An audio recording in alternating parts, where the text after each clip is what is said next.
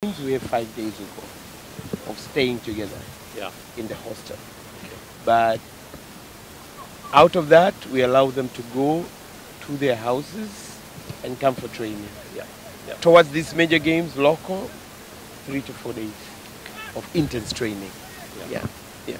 So that's what they do. For the youth, we have hostels for them as well. So they stay together, is residence. Because definitely you need that one. So as you build cohesion, understanding of the team, getting more time to be taught on several aspects. Equally for the queens, they have their own hostel, right? Right now we're renting the grounds, but after 2 months, the ground coming up there and there will be complete, so they also move right here. And in terms of the makeup of the senior squad, you've got a lot of Tanzanian players in there, but you've also got players from other nationalities, right? Yes. And these days, roughly, what is the kind of split or the number? Basically, it's 12. 12 foreigners and the rest local. And in this team, we have players from Morocco, basically the goalie, like Ayub, or even the national team, goalie from Morocco. We have Inonga, this guy right here, one of the best defenders in Africa. He's from DRC Congo, one of top players. Fabrice Ngoma played with Raja, then Elal, very good one. Zambians, Zambia has a lot of talent, so we have 2 players from Zambia. Chama, one of their really renowned players, plays with us. And then Moses Firi. We also have from Mali, I think, we also have Kanute. Then we also have from Ivory Coast, then Burundi, Saido. So it's really a combination of, and then we have Cameroon have Shemalon and Onana. These are from Cameroon. Congo, we also have Balek as well. So, and Mozambique, Mixon, played with Al Ahad before. So that's a combination. And local, age-wise, we are now 26, 27, average. Definitely, a team has to be combined with young and experienced ones. And I think this is something that has been quite good. There was a bit of people were saying, but we have an old age team. We did comparison when we were checking Al Ahly with us. Because it's really right there. Because, well, again, you get experience. From experienced players, you get a lot of lessons for the young ones. So a good team has to have that. Where you have the experienced one to tell the young ones. Because at times they listen more to their peers than to the leader. To him, a player like Chama could mean a lot because he's played before. So it's really very good. And so, is it fair to say that Simba now is one of those clubs in Africa where other African players elsewhere on the continent will think, if I can move to Simba, that's a good move. That helps my career. What I could say is like, previously when you travel, when you mention club, no one knew. We are in Egypt. Everyone knows Simba. Morocco, we have fans of Simba. So definitely, every player in Africa now wishes to play for Simba. It's a team to play and it's a team to look for. And why? Because we have consistently played in top 8 teams in Africa for the last 4 years. So what does it mean? We've been in the minds and mouths of so many people in Africa. So it's a team to play for sure. Sure. But you've got to keep the right balance, right, between developing the local talent and bringing in the talent from elsewhere to get that healthy, productive mix, right? Yes. So it's a mix of ages, but also, bring balance between the local and the foreign talent. As well. Yes, and that's what we're doing now. For instance, the youth team you're talking about now, we moved our senior coach, Coach Matola, from the senior team to the youth. He did a lot of youth programs before. We moved the manager who was managing the senior team to the youth. So what are we moving? We're moving the skill set, the experience, the know-how. senior to you. So that's the problem. And this coach is one of our long-term mission. If when the ambassador says, I have a training for youth coach, I'll pick that coach to go for that one. Because we have long-term plans with them. He understands how the senior team plays. He understands our philosophy. Also, football is philosophy. Simba has its own style of play and philosophy. That's why even at times when fans feel like we are not playing to the philosophy of the club, they'll start yelling on you. Yeah. That this is not the team we used to see. So there is a philosophy of the club. So yes, what you're doing now is really moving the younger players to the senior team. And right now will be even more vigorous because we have done a very good scouting. For the last 5 years in this year, we've done really, really serious and rigorous scouting program. And we intend now to have like 5 players playing with our senior team. So those 5 best for the time train with senior team. And we would like also on recovery are the days of matches, whereby those players who didn't play could also train with young players on under 20. So that could foster quick learning and adaptation. I mean, one of the things about Tanzania, geographically, it's a huge country. Yes. So when you talk about scouting, have you got people connected with the club in all the main population centres around Tanzania? And they're feeding intelligence, as it were, about local talent, right? Yes. So, for instance, like this year, what did we do? We gave opportunity to the so-called local scouts in different regions. Basically, Dr. Chidu, meet Dr. Chidu, is a board member of ours. He's a medicine doctor. They call themselves Doctor of Medicine. So he's basically in our what we call technical committee. Our board has subcommittees, technical, finance and planning, audit and compliance. So he's in the technical committee. He's basically responsible for youth center development. He's done that for the last 20 years. He also escorted the coaches when they visited regions. So we use the fillers who feed us with information about the clinic days. They bring the youth to the locations. We get the intelligence of who is good in that area. And then we also worked with academies. There is an informal academy system existing in many parts of Tanzania who have the talents. So we also work with them to really take the talents to us because we believe we are even a better platform for them. So yes, we use the local informers for the talent section. Yeah. So you're not just drawing talent from one area. Like obviously you've got talent coming up in Dar es Salaam, but you've got many other major sort of cities, and all of them will have local clubs and people playing junior levels. Right? Yes.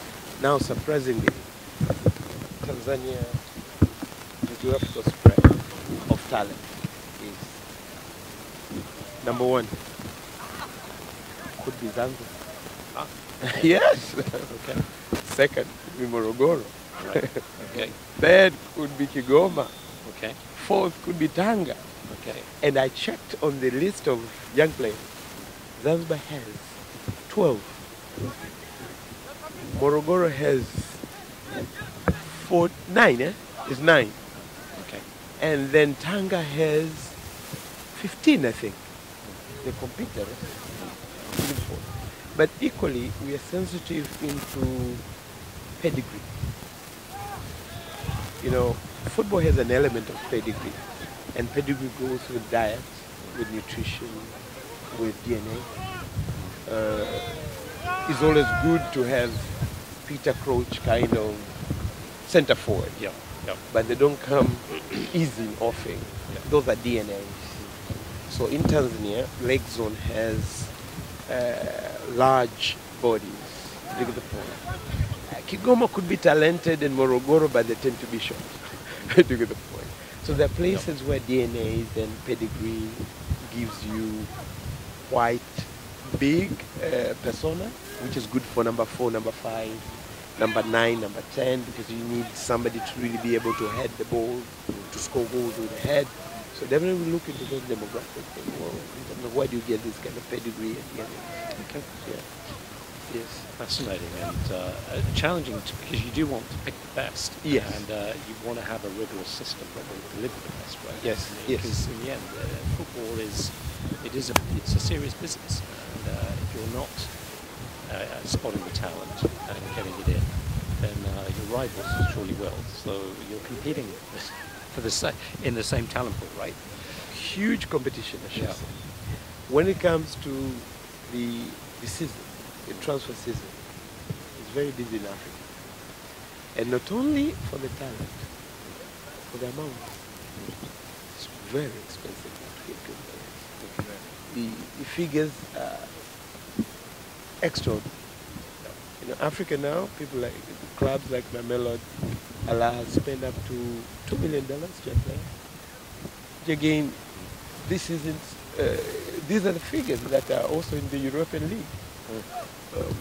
Teams like Mamelodi attract players from Chile, one of the top players. Al Ahly now has enrolled a player who was playing in the Premier League. You would understand Mido. Do you remember Mido? Used to play for the Premier League. Right. Went back to play with the Al Ahly. He chose to go back to Egypt. Al Ahly budget is on the figures of 140 million US dollars. I don't know, so you could just imagine how much they're spending on football. So not only in terms of talent, that's spending. So, but us, we believe we have to enhance our search, talent, youth soccer. That's why this time we have really put a very serious strategy towards the youth soccer model. Yeah. And as part of your business model for the future, is it because if you do bring in talent and you're good at that, and you have special talent, and that talent becomes attractive in the European scene or whatever, is your thinking for the future, business-wise, to sell, to develop the talent and then where appropriate, and you get a good offer, you sell it on to enable the club to then continue to grow. Yes, and in one area, Your Excellency, that we really look for you to help us to facilitate is we are an Anglophone. English could be the second language in most fronts. We intend to really give more emphasis on our players to learn English. So meaning that having an affiliating clubs in England could be really very important. And we're not only talking about Liverpool, we're talking about the first division, second division, whereby it's very easy to build a relationship, whereby now we can really have the second tier, we call it, whereby these are feeder teams, we call them. We have good talent, definitely. In Africa, this is one of the best clubs. For that particular club, model is to look into where they can get talents at less amount. But for us, UK is really a very good market. So I think in our future model, that's what we really look forward to do. And continuously, that's very important. Because after you having a name, second is you being able to move in the chicken in the football easily than the other teams. Right now, who can doubt Simba selling to you a good player who is 20 years? It's one of the top teams. Yep.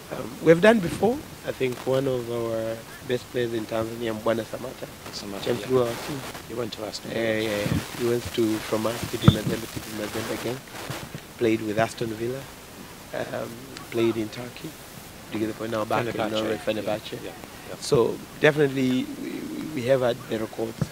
And we're a club that believes in giving opportunities. So we normally, this year we allowed our player, Sako, who played for the first team in Senegal, to move to France. So we are a team that also believe in being a platform to transit. So we have that open mind philosophy, and it's very good for players. They know when they come here, we mean business. Yeah. There's money, we are ready to talk. Yeah. I mean, certainly in the last 20 years, the amount of talent from Africa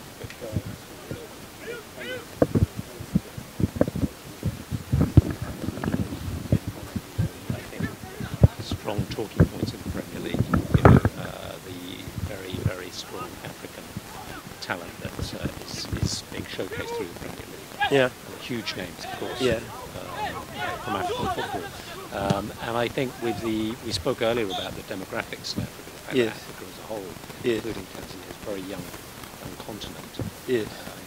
And so the work you do on talent spotting, I think, Yeah. is so important Yeah. for here, but I think for global football, Yes. for the continued development of global football, making the most of the the youth bulge, as it's called here, the demographic situation, which will mean many young people coming through in the next few years as populations grow in Africa.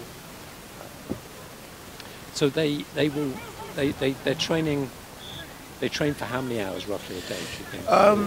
Does it vary depending if they have a big match coming up? Yes, it varies. Closer to big matches, intensity is really high.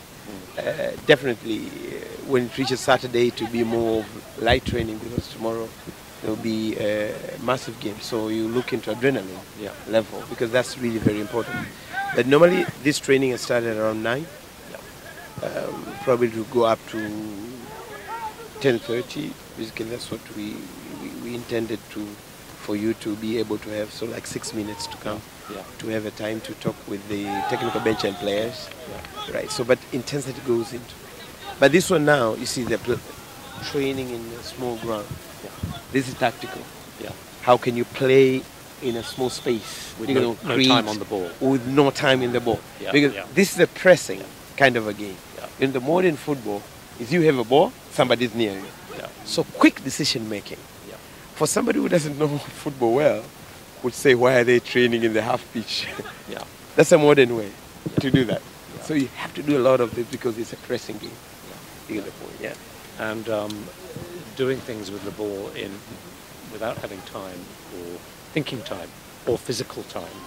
That is the it's a modern football. Art of modern football, right? Yes. And so yes, I can see that playing on the smaller pitch will develop those quick thinking skills. Yes. And movement. Yes, and movement with the ball. Yes. That's critical. Yeah. It's even they've reduced the ground up to this level. The width as well. The width as well. So it's like, can you play in this small space and score goals? Yes. When there's a lot of intensity. This is typical when the opponent has scored against you and they've gone to defend. What will you do? You get the point, right? So, how are you going to sort of find a way through that? But we have, our coach played for Brazil, so he's one of national team. Players tend to believe those kind of people. Yes, people have been there and who have been there, scored as well. On the technical side, but also the mental side, they've been in the big matches. Yes. So they know what it feels like. Yes. The pressure. Yeah. So Daniel is our goalkeeping coach. He's basically Spanish. Right. So we have Robertinho's Brazilian. We have his assistant. He's from Tunisia. And then we have goalkeeping.